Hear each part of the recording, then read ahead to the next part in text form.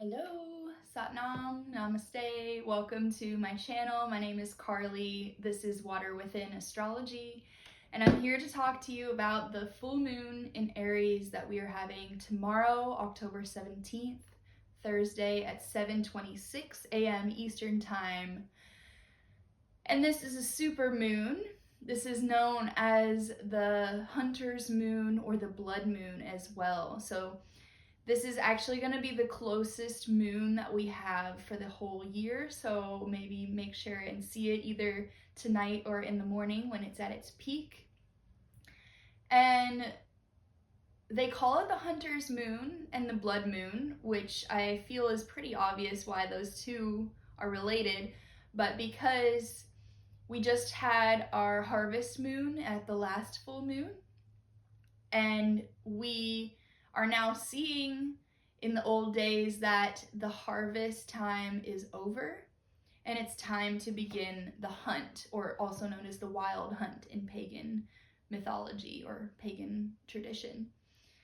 And so that I thought was so interesting because spooky season, we're here in October, mid-October at this point. It's not just associated with the dark half of the year for no reason. It's because things started to get violent and it became a darker way of living for people in the old days. They would have to be forced to hunt, and even though they preferred not to because they normally would have plenty of crops during the light half of the year and they would be able to survive that way, they wouldn't be able to survive like that in the winter because the crops were done. So spooky season has been a thing for that reason for as long as time has existed and as long as humanity has existed. So I thought that was really interesting. I will go ahead and talk about the transits first and let you guys know what's going on, and then I'm going to break it down in more mundane terminology for you guys, because I realize my terms such as trines and sextiles and oppositions and all these things are not what everybody understands. Not everyone has the language of astrology as part of their terminology, so I'm going to do my best to really break it down and describe the way the planets are talking to each other, because that's all those terms mean, is what type of conversation are the planets having. So let's begin. On a full moon, we always have the moon and the sun exactly opposite, which is known as an opposition, in the sky, because the sun is shining its full light on the moon. And so we have the sun in Libra. We're in Libra season at 24 degrees. We have the moon in Aries at 24 degrees. And we have some other really interesting places where the planets are hanging out. For instance, we have Venus in Scorpio at 29 degrees. 29 degrees is that critical ending point.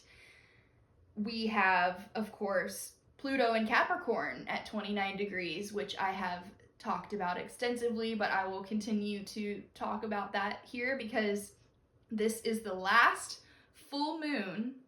I'm sorry, that is incorrect. We will have one last full moon in November with Pluto in Capricorn at 29 degrees. So we are almost there to this new chapter where Pluto is going to move into Aquarius. Why is this such a big deal?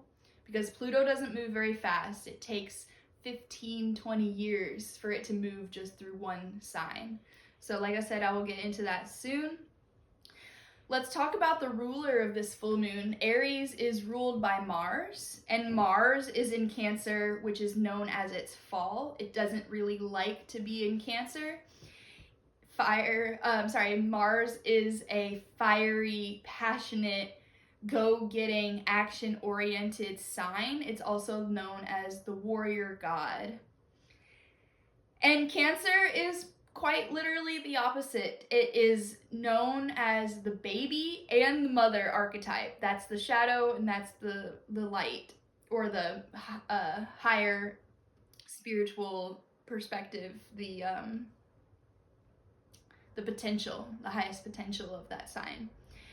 And Cancer is a homebody. It's very protective. It's very emotional, because Cancer is ruled by the moon. So when we see that happening, where Mars in Cancer, which is ruled by the moon, and Aries is in, where the moon is in Aries, that's called a mutual reception, because they are in each other's homes, if that makes sense. Because Cancer is ruled by the moon, moon is in Aries, and Cancer's in Mars, Mars rules Aries. They're hanging out. That's a good thing in this case, because it will tamper some of the heat, the emotional reactiveness, and it will bring us a little bit of a, exactly what it's called, mutual reception in the energies. So that's really interesting. And Mars is not just in Cancer, but it's also making a square, which is a harsh aspect, to Chiron, the wounded healer, the sun, and the moon. And what I want to say about this full moon is it's exactly 6 months after the new moon in Aries solar eclipse that we had on April 8th, the one that was visible across the United States. And so if we can think back to that time in our lives, and maybe we did some journaling, or maybe we just remember what we were going through and what the energies were like, we are seeing that culmination now, because that was an eclipse, a solar eclipse. Eclipses last 6 months, and their effects are taking 6 months to manifest and to show up in our lives and to really bring us those messages. So we saw that new moon solar eclipse in April exactly conjunct Chiron, which means they were exactly on the same degree point.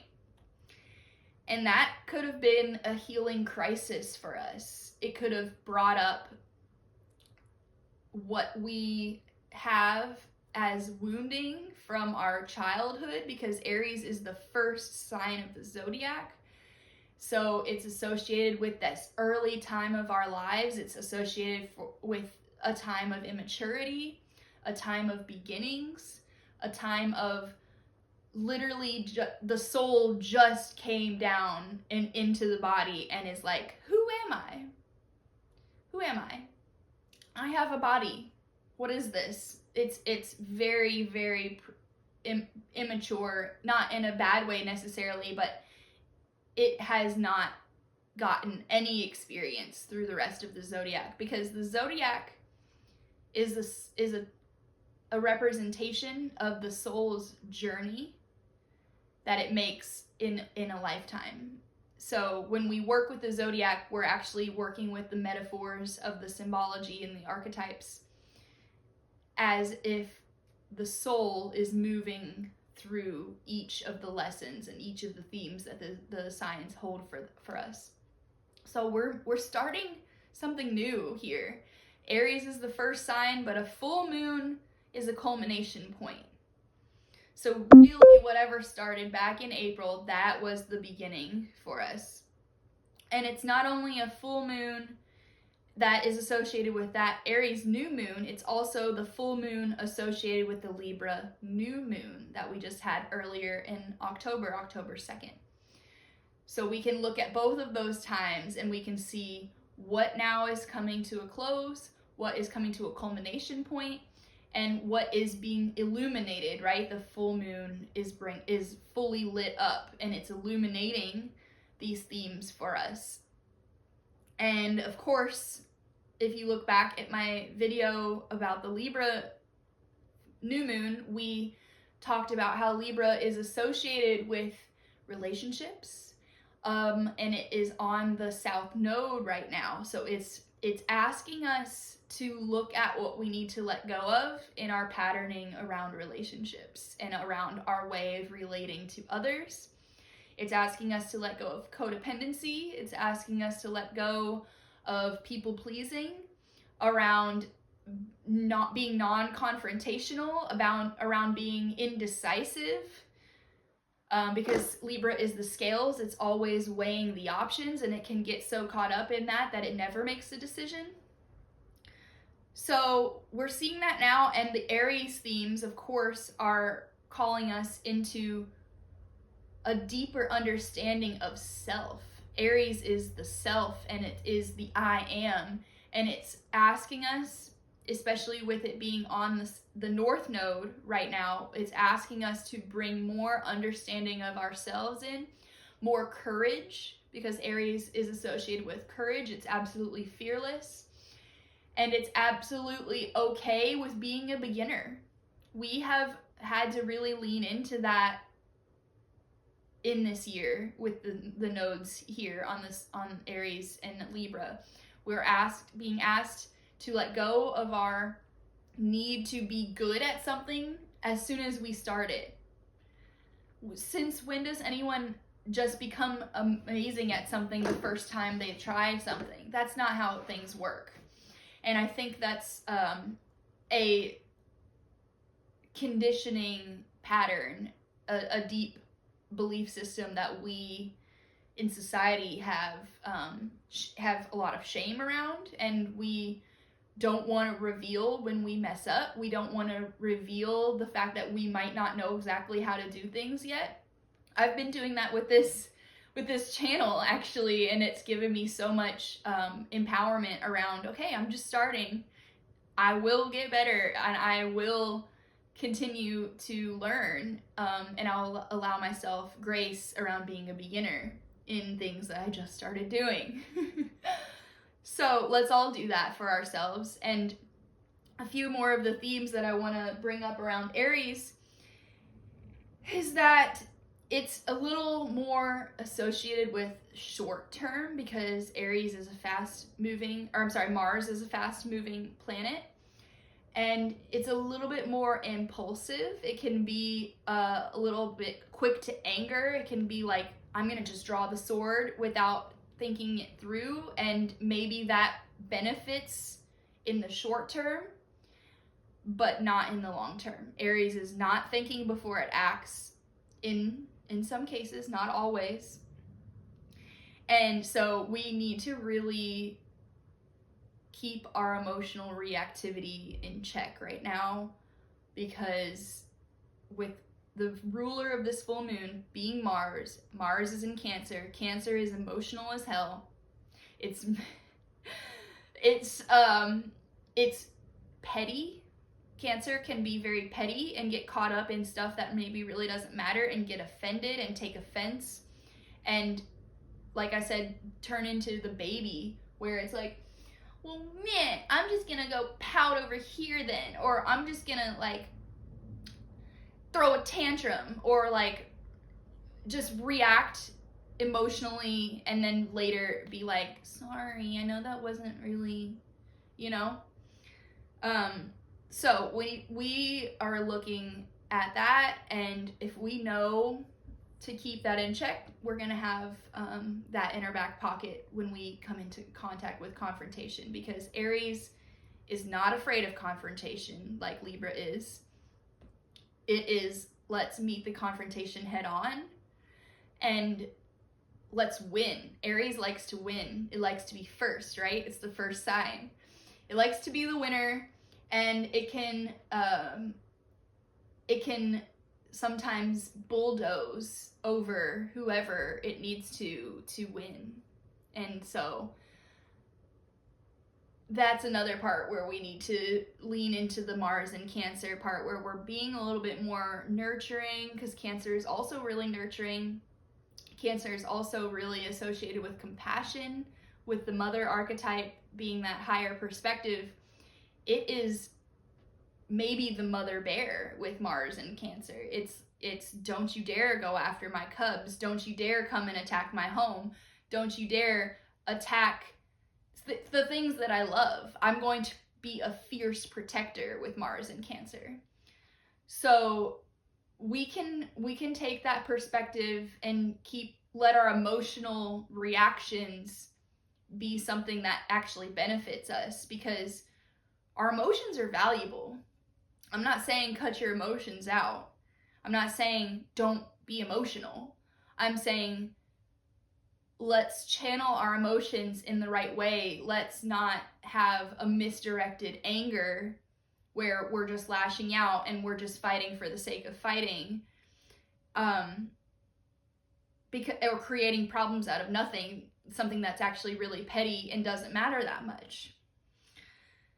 So now that I've gotten a little off track from the transits, I do want to go over just a few more for us. We have also, like I said, 2 planets at 29 degrees, that critical degree point. And so Pluto at Capricorn, it actually went direct on October 11th, and it was retrograde for 6 months. Like I said, Pluto moves really slow. Think of an ocean liner and how long it takes to turn around or to get to where it's going. And so with Pluto going direct, what that has revealed itself to be in my experience is that we are dragging the skeletons out of the closet.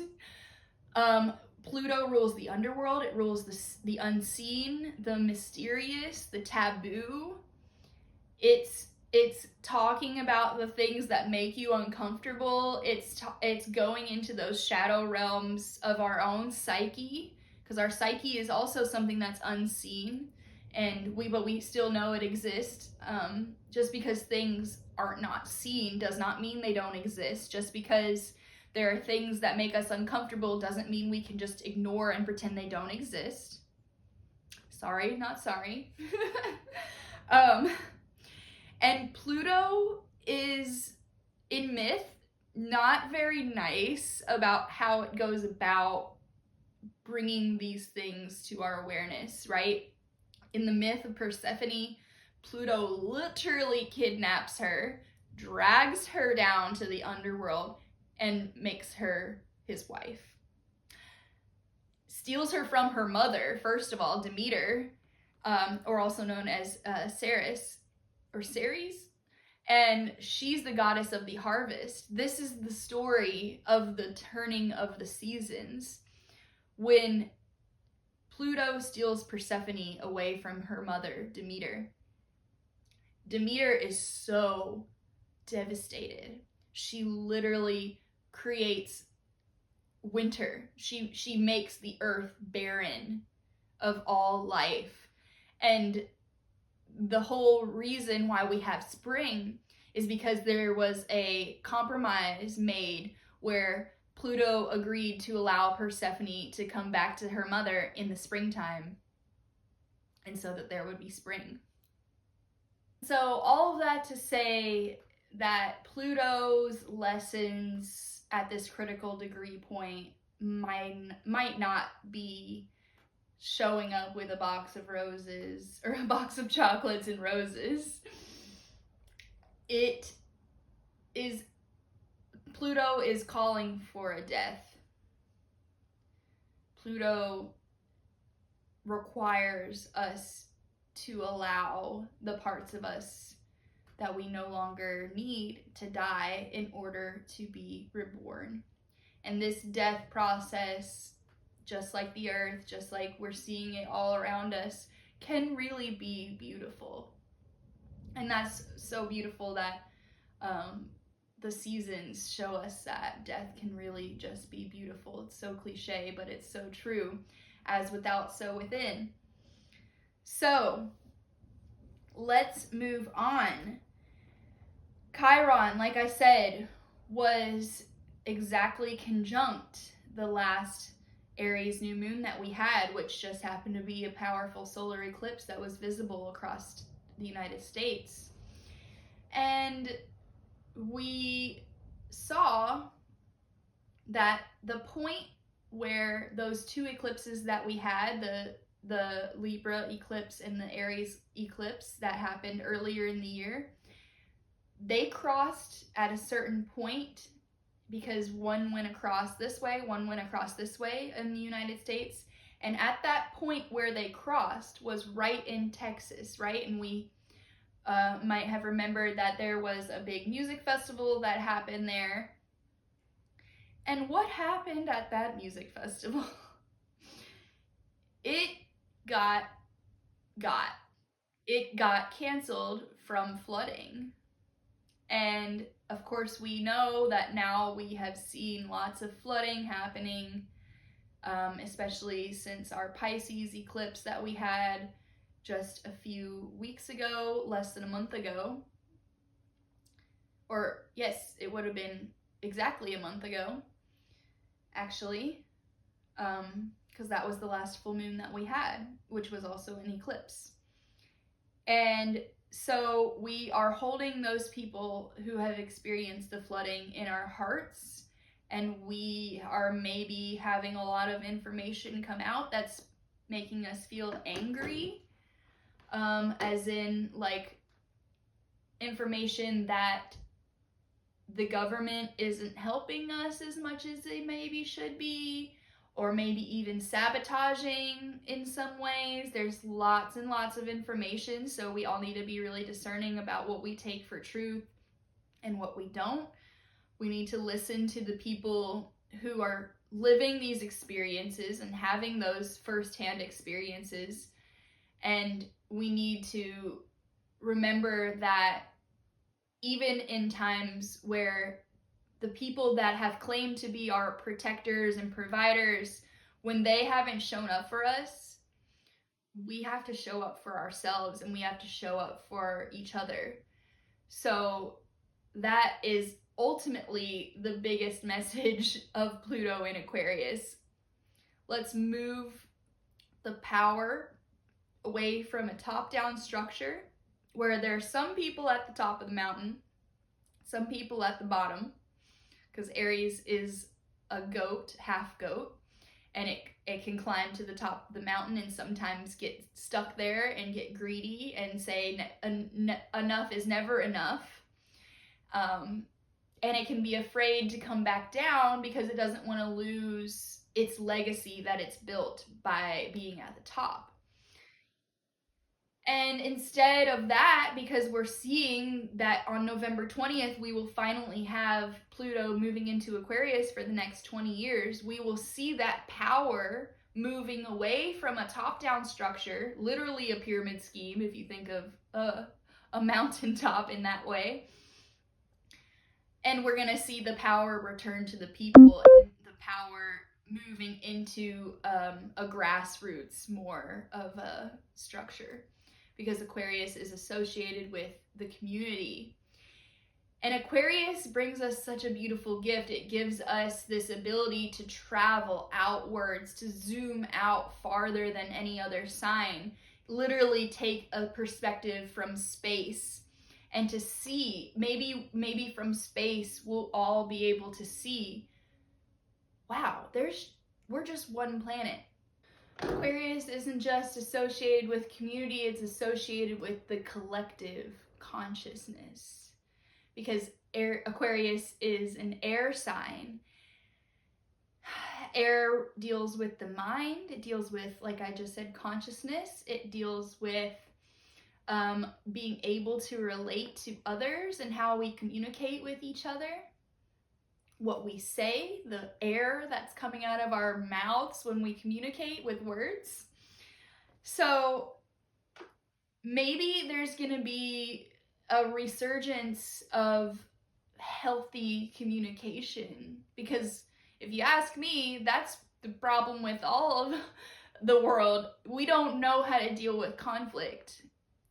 We have a wounded warrior archetype. Chiron and Aries, that's the wound is Chiron, Aries is the warrior.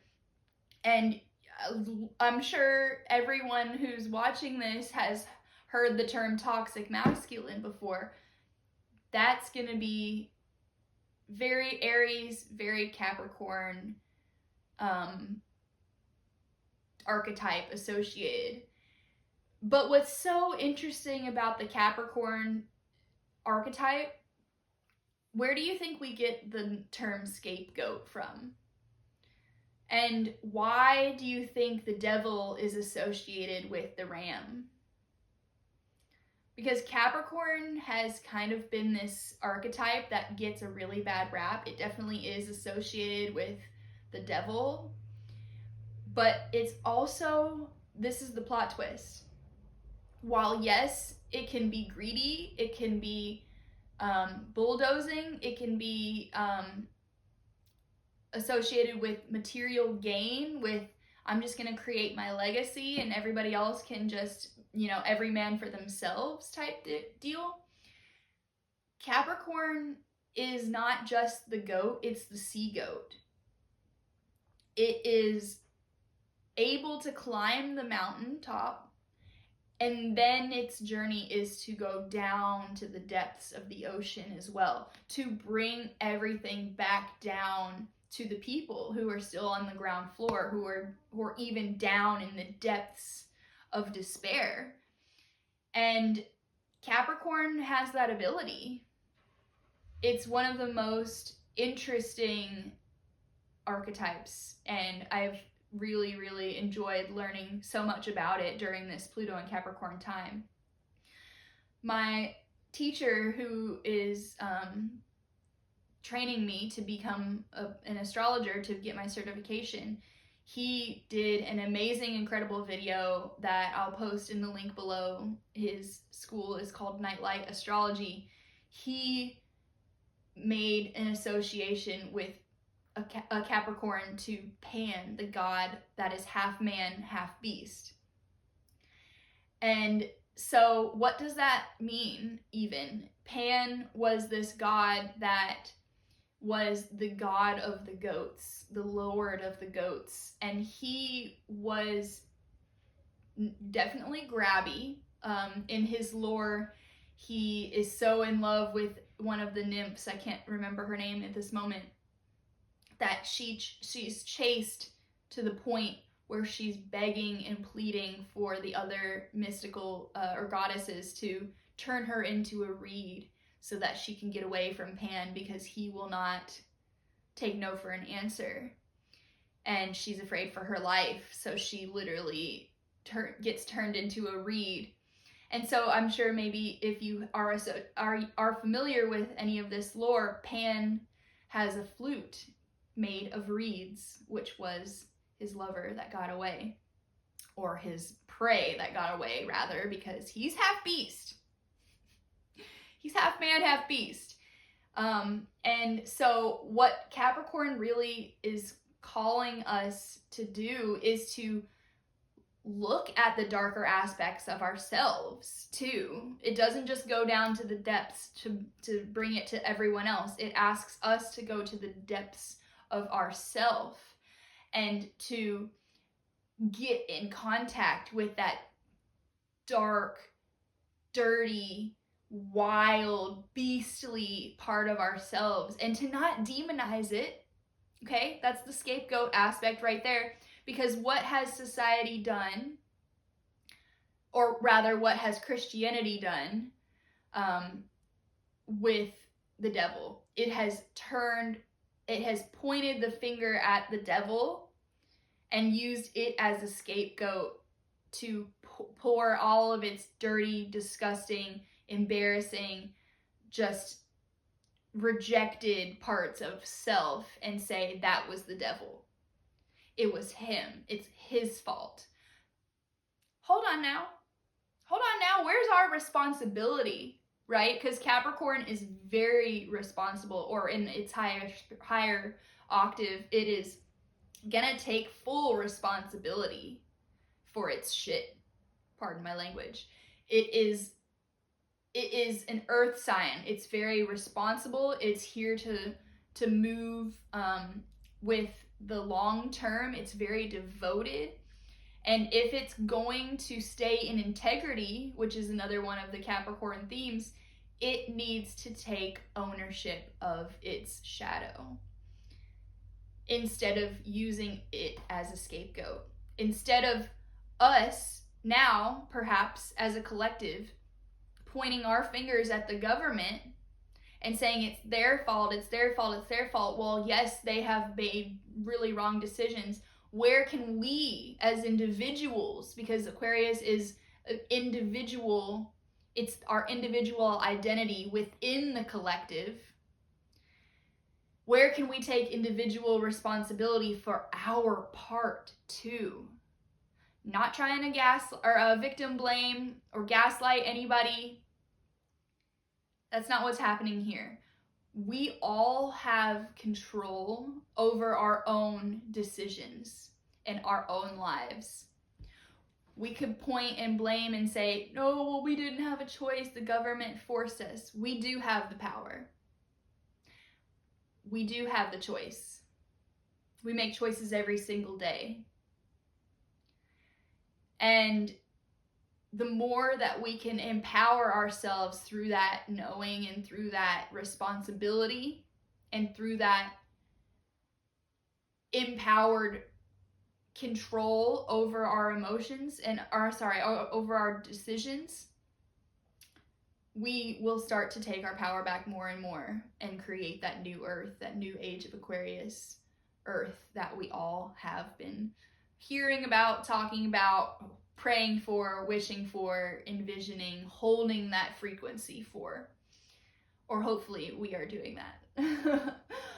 Because the more of us who can do that, the more easily this transition will be for us. Because it's not going to happen overnight, first of all. Like I have said 3 times now, Pluto moves really slow. And we will have Pluto in Aquarius for 20 years. So whatever happens in that time, just know we are going to live in a vastly different world when we see the way Pluto works through Aquarius. I am absolutely certain that we can't go back with the Pandora's box of technology that we're in, because Aquarius also rules technology and inventions, and it rules innovation, right? So we are hopefully going to use this technology to advance humanity in a better way instead of use it for a tool to separate us further, using it as a weapon in some ways. Even here, me talking to you through this web camera, like I'm using this with an intention to bring information to help people because it's helped me so much. And, I'm not gonna force it onto you, and none of us should be forced into the technology age if we don't want to go there. I just want to say it seems to be this inevitable thing, and the more we can reframe it instead of demonize it too, the more we're going to be able to see and reap the benefits that it can bring us. But once again, discernment. Pretty much always, forever, in everything we do, we need to be discerning. We need to think for ourselves. We can't let the technology take away our ability to think for ourselves and our own inner knowing, our intuition. Because that's something that I think Pluto and Capricorn has a hard time with, is this ability that we can connect with our own inner knowing instead of outsource our power to someone else above us. We're all on the same playing field here. Doesn't matter how much is in your bank account. Doesn't matter if you are living on the streets. Like I said, when we zoom out to that space perspective, because Aquarius also rules space and space travel, space and anything space, it's easy for us to see that we're all one family living here on Earth together. People, animals, plants, sea life, everything is connected because we're all one big earth family. And hopefully that can be what is the basis and the foundation for this new earth in Aquarius, age of Aquarius. They're calling it the age of Aquarius because Pluto doesn't move very fast, really, is what it is.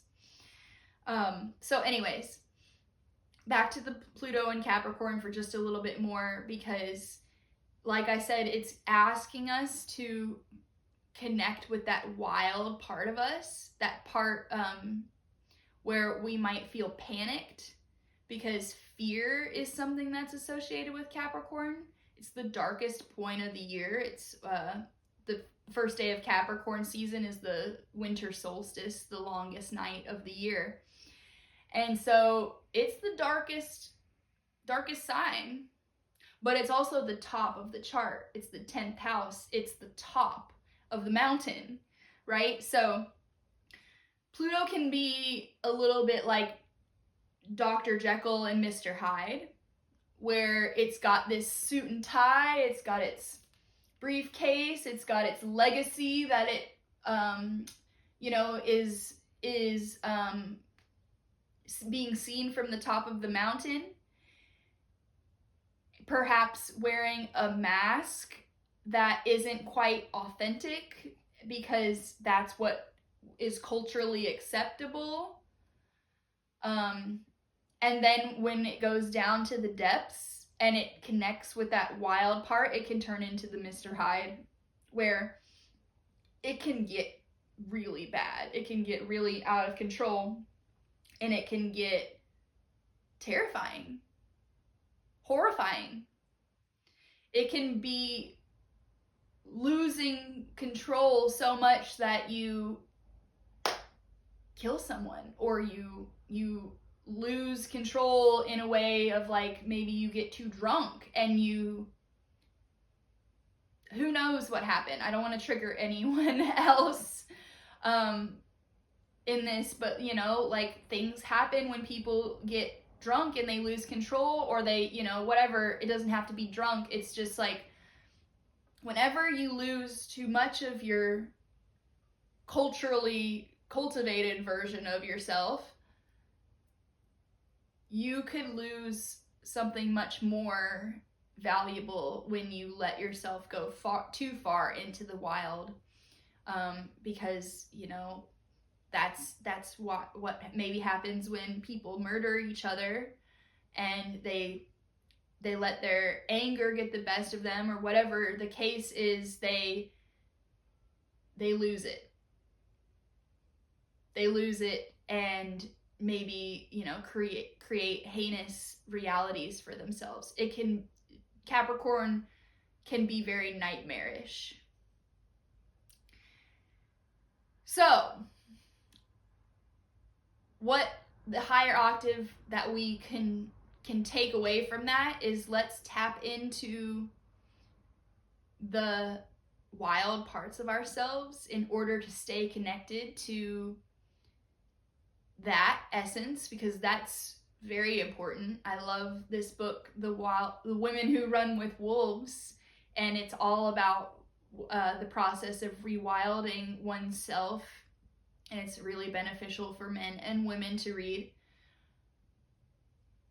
And then it also is full of warnings of losing oneself and losing yourself to the wild aspect of reality, because there's no denying that it exists. That's, I think, where we've been for a long time, is denying that lots of the darker aspects of our society exist. And there's no more denying with Aquarius. Aquarius is the water bearer. It's a man who's holding a jug of water, and the water is pouring out. The water in this case represents life. It represents consciousness. It represents information. That's why they also call the age of Aquarius the information age. It's new news for anyone to know that we have an abundance of information everywhere. So much, in fact, anyone can say anything on the internet, or anywhere. And we don't really know what's true or not. Once again, back to the discernment. Use your own inner knowing to decide what's right for you. And maybe put your ego down and put your weapon down. Aries, the wounded warrior that's just ready to strike and to fight away anything that's threatening its ego. And really just humble yourself, and put on an honest perspective and say, okay, am I rejecting new information because it's scary and it's new and it's gonna force me to make changes in my life? Changes that might be uncomfortable, but most definitely would bring benefits long term, because Aquarius is also associated with long term. And it can also be associated with sudden shocks. Some of the stuff that we might be finding out, that those skeletons that we're pulling out of the closet, might be really shocking. I'm not really sure what can be more shocking about the island of what's his face. You know, I'm not going to say his name because I'll get flagged in this video, but Elite Island, where everybody that we are now, you know, still holding on this pedestal of like they're great people, they were all there. They all participated in that. This horrifying idea that children and women have been taken, or men too, I'm sure. They probably didn't discriminate. Just people in general have been used in such a horrifying way. They've been used as commodities. They've been exploited and turned into objects instead of being treated like living beings, right? When we think about human sex trafficking, child or adult, we can't imagine what kind of person, or hopefully we can't imagine what kind of person can treat another person like an object that is to be used, to be exploited, and to be abused to the point where there's no emotional attachment there. That's unfathomable to me. And I'll go ahead and just have my little soapbox for 2 seconds about how we do that to animals in this day and age as well. The animals are being enslaved, they're being treated like objects, they're being exploited to no end. So really, maybe that zoom out perspective, like I said, where we can all see that we're all just we're all animals too, right? The half man, half beast.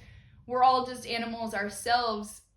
So we just don't want to bring that into the new chapter that we're moving into, that there's something justifiable. And there's absolutely nothing justifiable about treating a living being like an object or like a commodity where we don't care, we're just going to make the money and your life is mine now, like a slave. So that's my little tidbit on that. Let's move on. I know I have so much more to say here.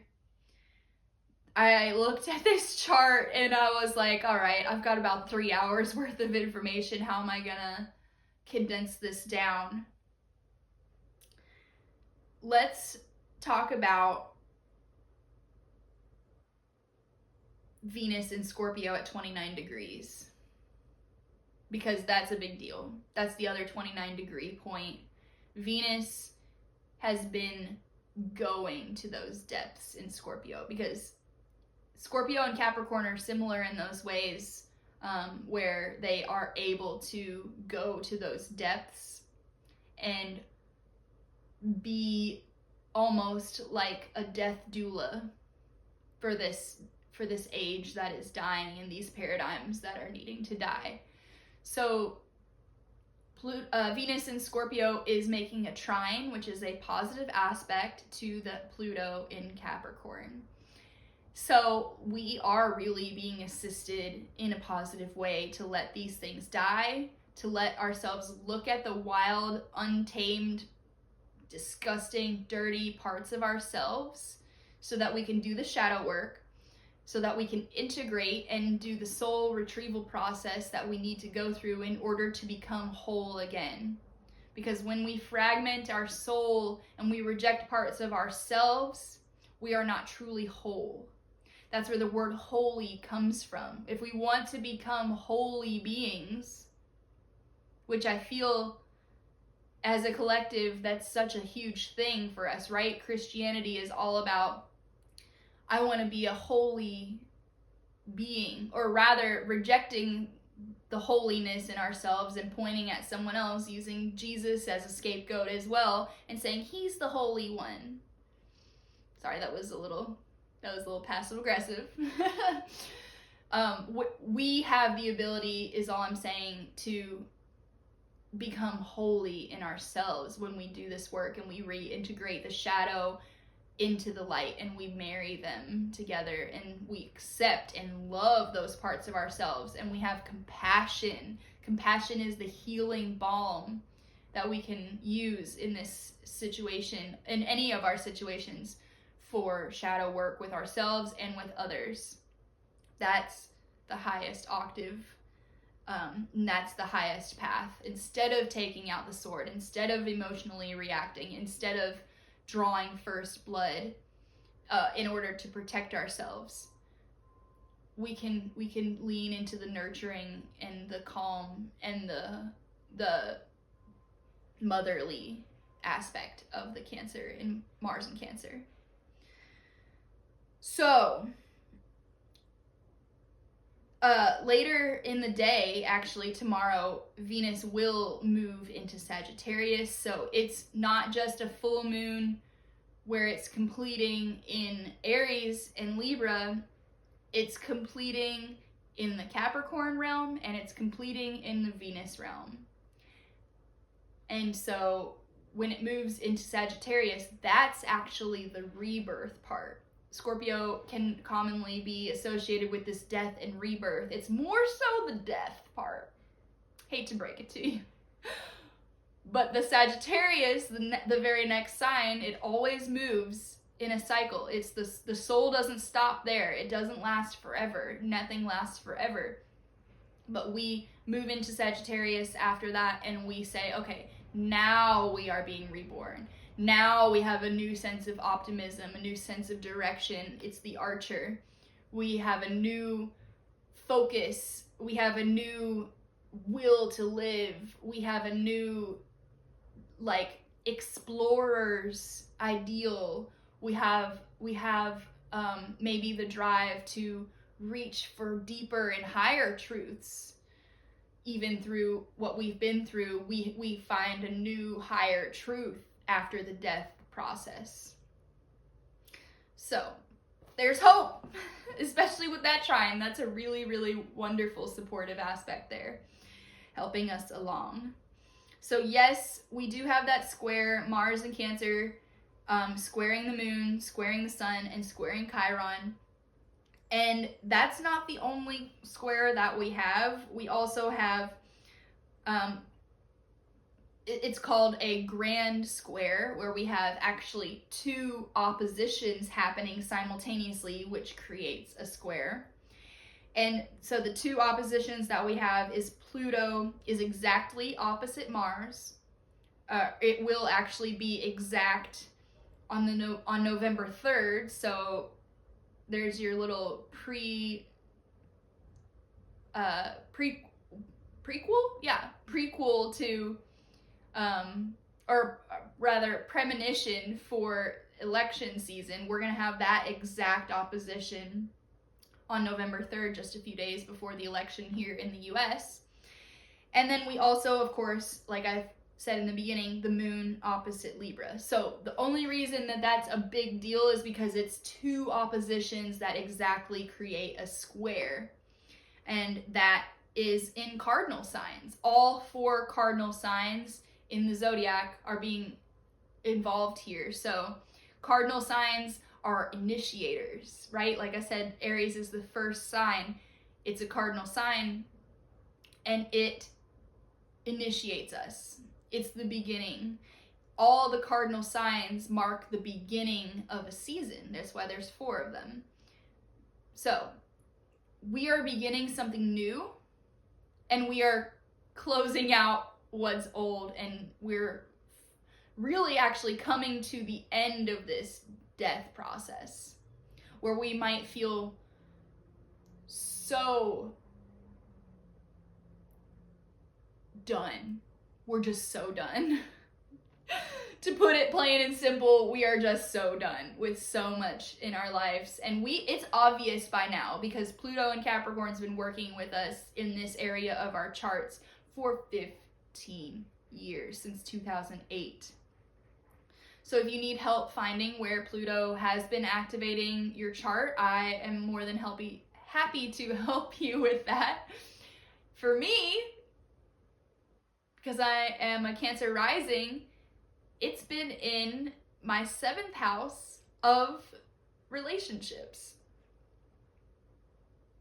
I'll spare you the details on all that, but that has been its own separate journey for me, really coming to terms and realizing why everything has been happening the way it's been happening for me in my life. And I am so grateful for the insights. I'm so grateful for the reflection in the stars, bringing me beautiful clarity in my own personal journey. So I want to do that and help anyone who's looking for those sort of answers for themselves. Okay, so one last thing about Venus. We did have it exactly opposite Uranus on the 14th, just a couple of days ago. And that could have been sudden shocks around our relationship dynamics. And so, or it just could be sudden shocks or revelations. Doesn't have to be a bad shock or a good shock.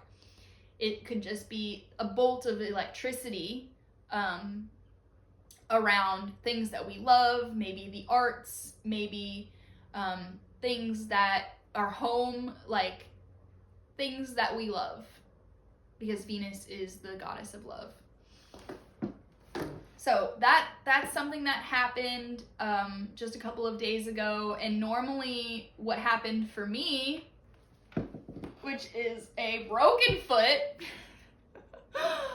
I would have probably, without having this knowledge that I have now about these minor, it's definitely not a minor transit, but it's not a full moon, it's not a new moon, it's not more common knowledge. I probably would have just chalked it up to the full moon in Aries and been like, oh great, I broke my foot.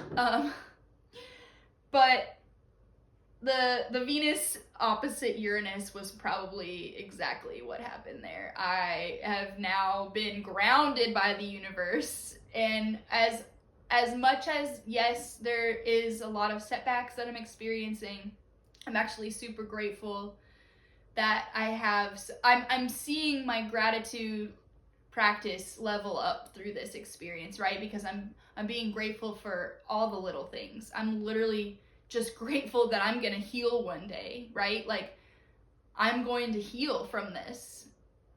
Some people never heal from some stuff, you know, like one of my dear friends is now permanently paralyzed from the waist down after an accident that she was in.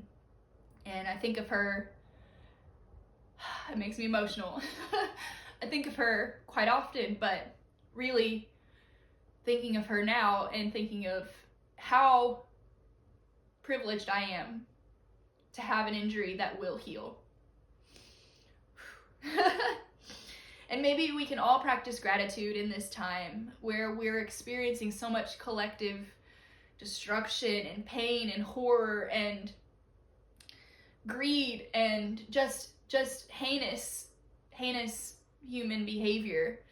We can all lean into our gratitude practice, and we can all find a deeper sense of the little things that we take for granted, and really just like, if you have the ability to walk, you should be grateful.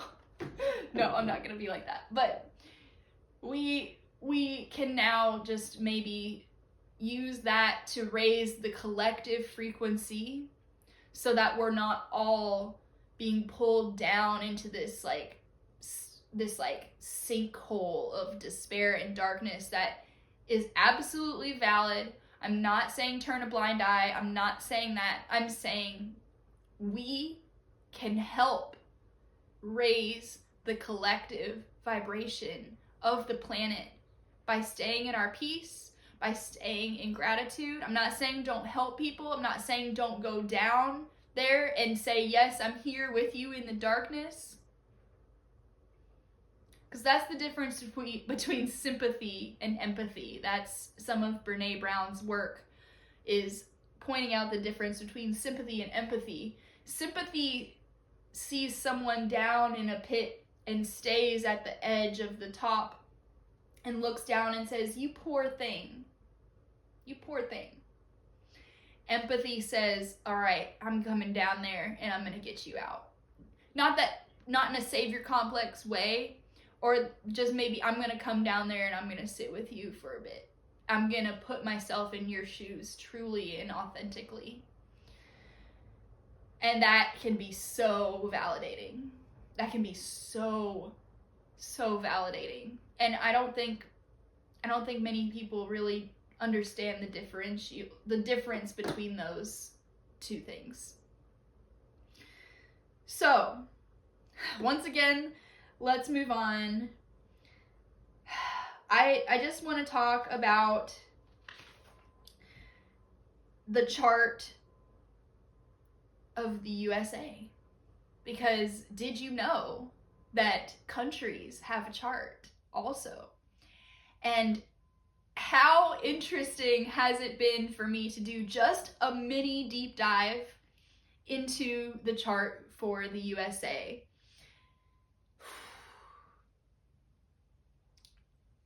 We, as a country here in the United States, are experiencing our Pluto return. Really, we're moving on from that because we're 2 degrees away from where Pluto was when the USA became a country, when the Declaration of Independence was signed. So what does that mean for us as a country? It means that not only is this a collective new chapter for us as Pluto moves signs, and like I said, it doesn't happen often, and it brings deep, lasting change, and it's change that brings us more into alignment with our soul's purpose. But the USA specifically is being called to a higher purpose and to a higher alignment with our soul. We, and like all countries, I'm sure, have been known to be workaholics, and we put on our mask, whatever mask we have to wear for our jobs, for our culture, for our churches, whatever it is that's calling us to move away from our true authentic selves, to reject parts of ourselves that we have decided are not worthy or not pretty enough to be shown to the public. We're now being called to remove those masks, and we're being called to look at what we're doing for a job, and what we're doing to make money, and what we're doing to serve the meat grinder system that we have in place, where it grinds your soul out of you. You know, I can't tell you how many times I've heard people say that my job is soul sucking. That's not a joke. That's not even like exaggeration. We have for so long been willing to sell our souls in order to make money. So much of us, so much of the collective, right? We can all now remove those masks with the Aquarius authenticity, because that's a huge theme for Aquarius. And we can say, actually, this is not what I want to do. This is not in alignment with my soul's mission here on Earth. This is not feeding my soul. And this is not really who I am, even. Aries, this is not who I am. I know who I am. With Aries, they know who they are, and they are fearless, and they are courageous, and they are initiators, they are pioneers. And they're saying, actually, I don't care that no one's done this before. I'm going to be the first one to do it. And I'm not going to let fear stop me. Whew, so that's something that we can tap into. That's something that we can allow to land for us and see what the most holistic way of approaching that is, because like I said, we don't want to become impulsive, we don't want to become reactive, and we don't want to draw first blood. But we don't want to avoid confrontation, and we don't want to people please, right? So 248 years ago, the USA was born with a natal Pluto, as in Pluto was at 27 degrees of Capricorn when the moment of the Declaration of Independence was signed. And it has now come full circle. Pluto is now already past that 27 degree mark. It's 2 degrees more. It's at 29 degrees, the final degree of Capricorn. Since this is in its natal chart, we are seeing now how this country was founded on these themes of disconnecting its citizens from its wildness, and made itself a scapegoat where we can just point at the devil, we can just point at the government and say it's their fault. And we've been overly focused on power over, right? Top-down pyramid structures. And now we need to see that we see that we need a power dynamic that reconnects us with our wild nature, coming into authenticity, and instead of rejecting it. What about all of this happening right around Columbus Day and Thanksgiving? How much of that have we all denied and said, let's just keep upholding the traditions? Because it's too uncomfortable for any of us to admit that we've been partaking in a system that celebrates a genocide of Native people. I won't get up on that soapbox either, but I just had to put that in there too. It's uncomfortable. It's going to be uncomfortable. Getting dragged down to the underworld, that's uncomfortable. But remember, the dawn always comes after the dark. Funny though, the USA has a Cancer stellium, which is mind-boggling to me because, like I said, Cancer is this, in the highest octave, it is this nurturing, loving, motherly, home. I want you to feel like you belong because you're home. This is the feeling that you are at home. It's that in its highest perspective. And so we will always have this chart. The USA is not going to go away unless it dismantles, who knows. Empires only last around 250 years historically, and we are there, baby, because it takes Pluto 248 years to return to the same sign. Yeah, in 2026, we will be right at the 250-year mark of America being America, United States. So, last thing I want to say, there's just last thing about the Capricorn power structures that we're needing to let go of, because this was a really powerful revelation for me yesterday. Coming into contact with my own subconscious belief systems around control, because that's Capricorn. It's controlling. It wants to control and have power over. How much of that Pluto and Capricorn have we internalized? Internalized in a way where it's operating on a subconscious level, where we might think we have all the best intentions in the world, but we are still trying to control. We're trying to reach for control in our own lives because there's so much uncertainty, and we're trying to reach for control over others because that makes us feel powerful, or it makes us feel safer somehow. If we are in control, then maybe that's a sense of safety, right? Because so much of this Pluto and Capricorn has been like fight or flight. Definitely an Aries theme as well. They're very similar. They're both, the Aries is the ram as well, and then Capricorn is the goat. That's why they're so similar. This illusion of control over others is just that, an illusion.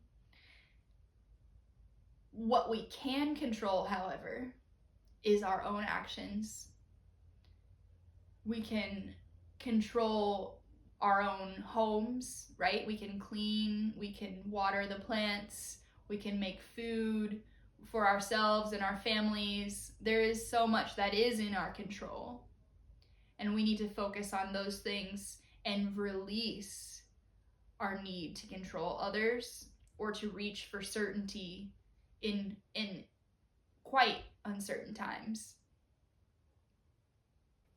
And ultimately, how do we do that? How do we move away from the need to control everything?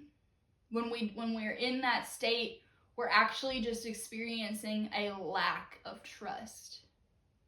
A lack of trust that we are being guided and protected, and we are doing the best that we can. So that's all we can do. That's all we can control.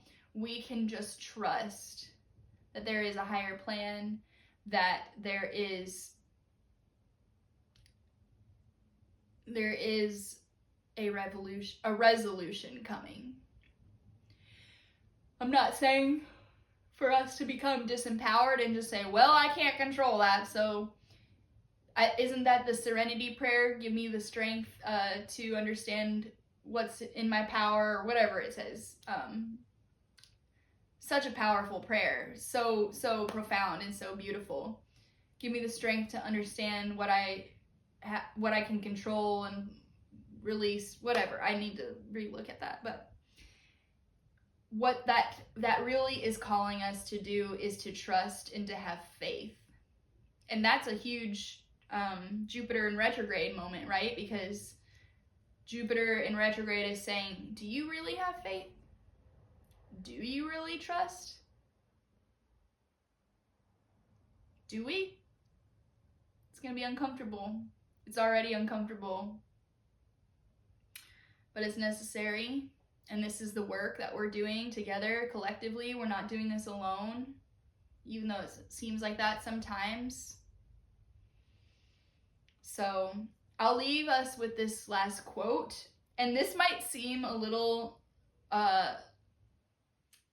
off topic, but this I will explain why I feel this quote is so perfect, because we as a collective society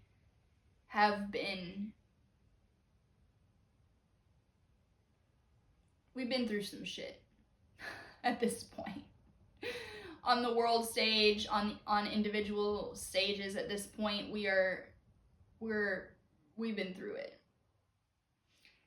And so what I want this quote to do, is to allow us to gain a new sense of tenacity, of the willingness to fight for what's worth living for, right? Fight for our lives, fight for our rights in a way that is healing us, in a way that is not causing more separation and more pain and more violence. So, this is a quote from Tennessee Williams. It says, "The fact that we continue to fall in love with people and ideas and places is not evidence of our cupidity, like Cupid, or our dumbness. In any way, we are announcing to the world that we intend to survive."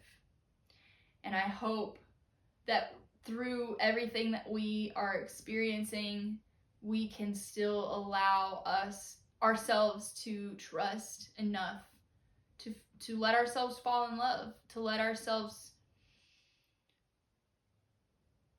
lead from the heart. Excuse me, I don't know why I'm so yawny now.